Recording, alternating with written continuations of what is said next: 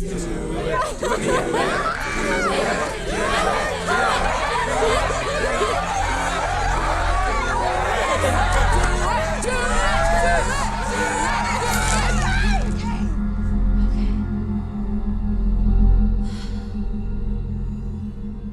me. Hey, don't let go of me. Do not let go. I can't look at it. You don't have to look at it. You don't have to look at it. Just say it. I can't. Say it. I let you in. I let you in.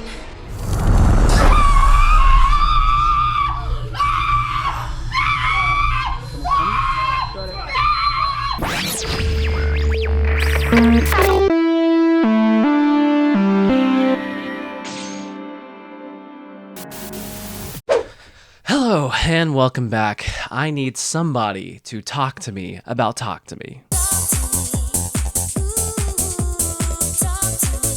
All right, I need to get this out of the way right now. This movie is badass. One of the biggest surprises of the year. I mean, to be completely honest, I was very fortunate. I don't think I saw a single trailer for this. And the only reason I even heard about it is because a friend of mine at work said, hey, have you heard of Talk to Me? It's a new A24 horror movie, and I think it's the coolest thing I've seen since Hereditary, which is a huge claim and was a big green flag for me because Hereditary is one of my personal favorites. So that's really all I needed to hear to get my butt in the seat. I mean, like most people, I'm a big fan of A24 and especially their horror catalog.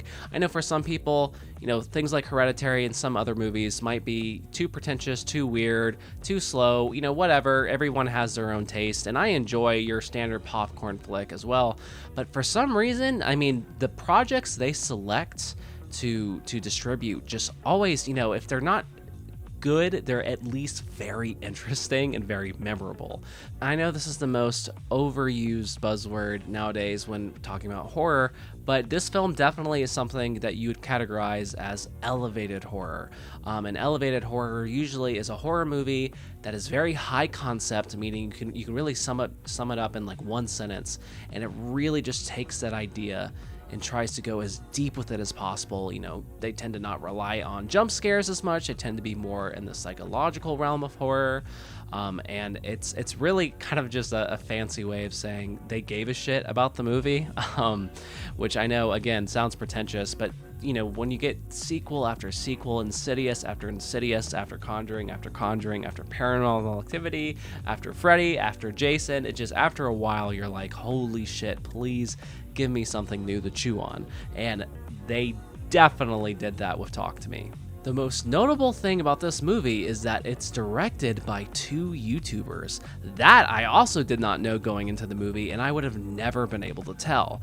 Not that, you know, there aren't YouTubers who make excellent content, and there's plenty of people who work in the film industry who are on YouTube, but not quite to this degree. The YouTubers in question go by the name Raka Raka. They're two Australian twin brothers named Danny and Michael Filippo, and they've made a ton of viral action and comedy videos that are very similar to Rocket Jump and Corridor Crew, if you're familiar with them. I actually had seen these people's videos. I don't think I was subscribed, but I definitely remember they did a lot of video game action videos, and they did these really funny viral Ronald McDonald like commercial parody videos, and those were the funniest shit way back in the day. Ron, this isn't a part of the script. No.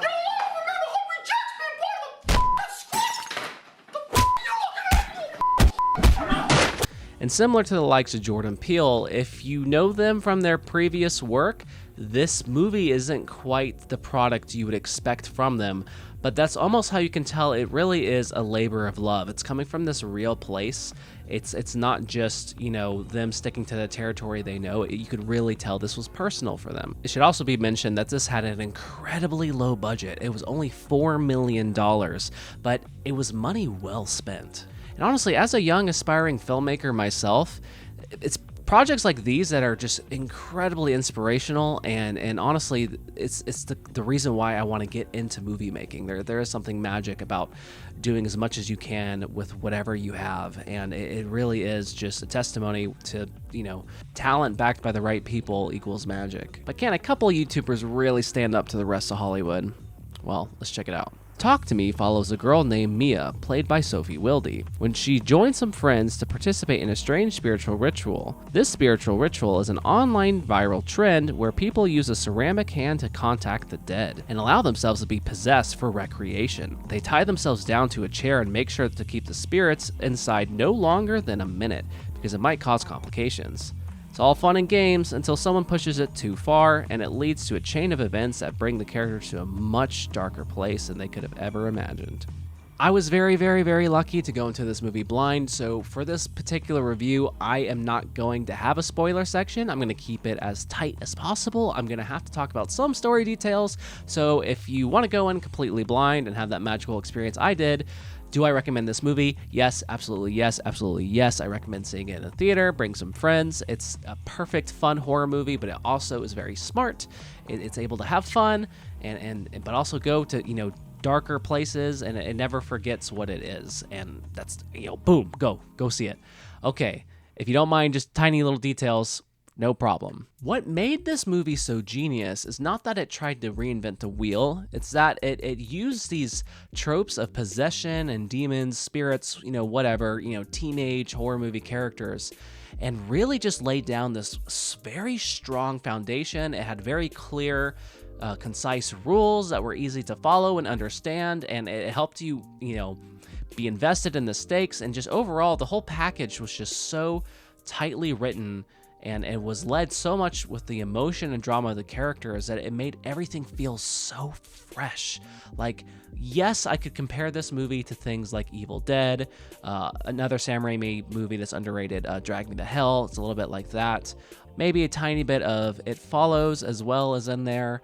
Some movies like that, but really this movie feels like its own thing. Even though it's dealing with possession and ghosts and demons and stuff, it's so original and so fresh. And for a horror movie to make you feel invested in its characters and actually feel bad and scared for them, I mean, that's the hardest thing to do, and that's the thing that most horror movie directors and writers don't even bother with. They're just there to be fodder for a creature or whatever. But in this movie, it really helps you understand why they're doing the things they're doing. You can put yourself in their shoes, and any good horror movie should make you ask, what would I do if I was in that situation, especially at that age? And the funny thing about this movie is that when I actually went back and watched the trailers, because I had some people tell me it looks stupid, so I watched the trailers. This movie, from just a elevator pitch, might feel like a boomer executive's attempt to try and catch on to the TikTok trend, to be like, oh, Ghost and a TikTok challenge, oh, wouldn't that be great if they made a horror movie where, a TikTok trend or cinnamon challenge, killed kids and got them possessed? Like, you'd be like, oh, here we go. It's another one of these like Slender Man type movies or whatever. But no, dude, I swear, I promise you, the trailers do not do it justice. This movie, has almost no jump scares that I can remember. That's actually relatively quiet at a lot of points. It doesn't have annoying, character archetypes. Everyone feels like a real person. The actors do great, and there's actually quite a bit of tragedy in this movie. Not to get into spoilers, but the movie gets very dramatic. There's a very dark twist in the middle, and you just are like, man, these kids can't catch a break. Holy shit. And even though, yeah, they might have gotten themselves into a sticky situation, you, again, understand why they're there, how they could have gotten themselves there, and what's so brilliant is that this movie, is essentially a giant metaphor for drug use and addiction.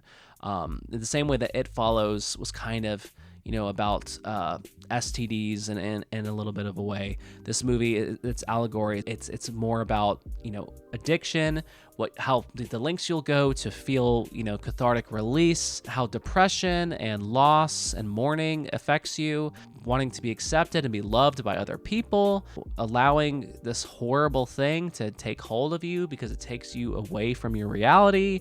Just these little just themes that are very powerful, and I think will resonate with a lot of people. And anyone who's dealt with addiction or has loved ones who have dealt with addiction, I think will find a lot of sympathy and empathy for a lot of these characters. And again, party drugs is something, unfortunately, is still very much a part of the youth today, and something that a lot of us have experience with. So the idea of demonic forces or some kind of ghostly game, and it being this, again, like almost like a TikTok trend, and people wanting to get attention for it and feeling this euphoria and high from getting possessed. It's like, that is a amazing idea, and again, could have easily been stupid or cringy or been done in a way that just felt very clickbaity or again, very like gimmicky. But no, in this movie, it feels so authentic, and you're like, damn, this shit could have happened to me if I was stupid enough.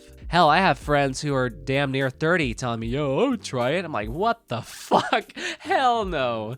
And I also have to give a lot of credit to the direction of this movie. This is a first-time film for these twin brothers, but again, you would never have been able to tell. And some of the camera work, the way it tracks with the characters, kind of reminded me a little bit of a movie called Upgrade. If anyone's seen that, there's a lot of cool shots where the camera tracks the character's head around.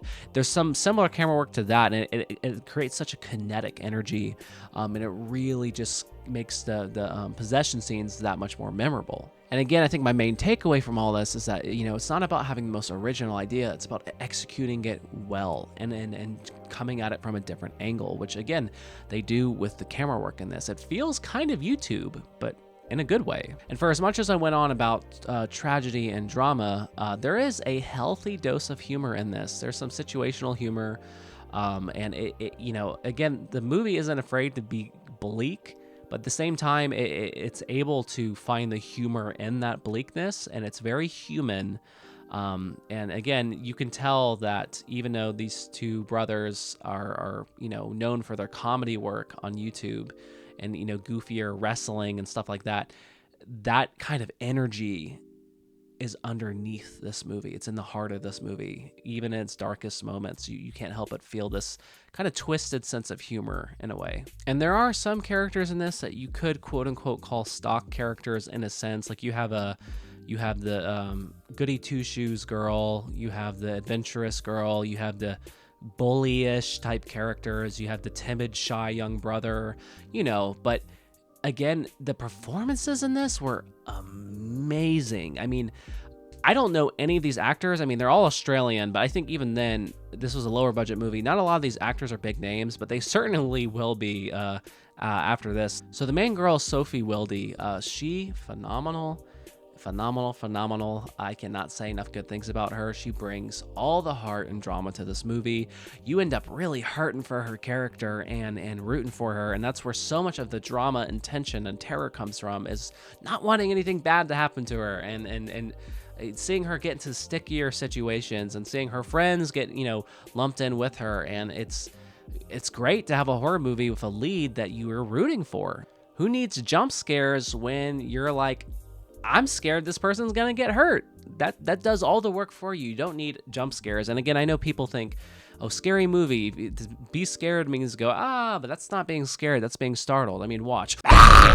Gotcha. Are you scared? No, you're not scared. You're startled and annoyed. This video is not a horror video now just because I went, I'm just so sick of jump scares. I mean, if they're done well and they're well earned, then no problem. I mean, Signs, best jump scares of all time. That movie does jump scares like no other, but most of the time it's just and you're just it's loud and everyone's like, and it's like, okay, yeah, if you got a cute girl on your arm, then maybe that's fun, but other than that, I'm like, let's wrap it up.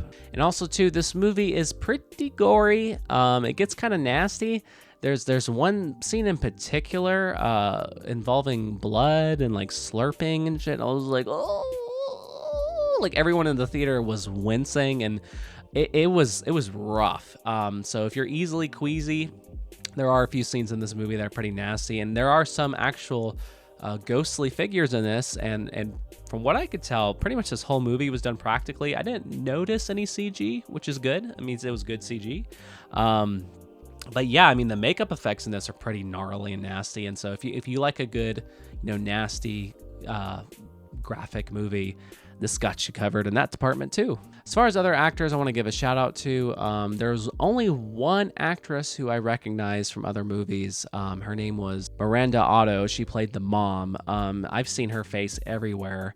There's also another younger child actor in this named Joe Bird. And usually kids in movies can be kind of annoying, but not on purpose, because I mean, they're kids, for Christ's sake. I'm not going to slam dunk on some kids, but usually child actors or younger actors can be a little bit distracting. And I know from a director's standpoint, it's very hard. You have to work at very tight schedules. But this kid, damn, he knocked it out of the park. I mean, honestly, between him and the lead actress, they're gonna have very bright futures, and they're gonna go places like this. Hopefully, the right people see this movie and they start getting jobs, because damn, they did amazing. They carried this fucking movie. And so, for some people, this movie might not be the scariest thing in the world. If you're talking about that adrenaline pumping level of scare and but it was incredibly disturbing, and it was very intimate. Again, it's about possession and letting things enter your body and it changing you, and it goes to places that I think will make people think after the credits roll. And the ending, again, I'm not going to get into spoilers, but it was pretty ballsy. It left in a place that I think will make some people cheer and make other people scream in anger. Like for me, even I was in shock. I was like, oh, this is where we're going. And then and it took me a minute. I was like, kind of like, oh shit, they went there. Okay. And then I kept thinking about it. And every time I think about this movie, I'm like, damn, that's so fucking badass. Some people might see it coming, but I think they did it so unapologetically, and I gotta give them credit where credit's due. I have no idea how they would do a sequel to this if they ever decide to, but I mean, it's already there in the title. Talk to me. I mean, it's too easy. You gotta do it, right? So it's been a great few years for horror movies, and this is no exception. This has easily entered the ranks of some of the best horror movies of the past decade. That is no exaggeration. I kept asking myself, is this just recency bias? But no, this movie really energized me. I felt very inspired by it, and learning how it was made after the fact made me love it even more. On an aesthetic level, on a director level, on an acting level, I mean, I'm almost mad. I can't find anything I don't like about this movie. I think it was perfectly paced. It left me wanting more in the best way possible. It was never cringy or weird. It was awesome. I love this fucking movie. I can't help it. It's fun, but it's also dark and upsetting. It doesn't forget what it is, and it entertains while still being thought-provoking and interesting. And I mean, you don't get these all the time. I can't stress this enough. I did not have any pre-hype for this movie, so I'm not being biased here because it's made by YouTubers or A24. Like, nah, man. Even if this existed in a vacuum, I still think we have something very special here. So I'm feeling pretty confident about this, but this is really crept its way deep into my heart. I love this movie. I can't believe I'm gonna say this. I wouldn't guess in a million years, but I think this movie might actually fall into my category of a perfect 10. I think this might become a personal favorite of mine, and I think I'm gonna be that annoying guy at a house party who's like, what? You haven't seen Talk to Me? You gotta watch it like right now. I think this is instant classic status. Maybe over time I'll be like, no, it was more of a 9, it was more of an 8, but I can't find anything wrong with this movie. And I definitely want to watch it again, and I definitely think it deserves the rank of classic. So, Talk to Me, 10 out of 10. So what are you doing? Stop talking to me and go watch Talk to Me. I let you in. I wanna take you for a ride.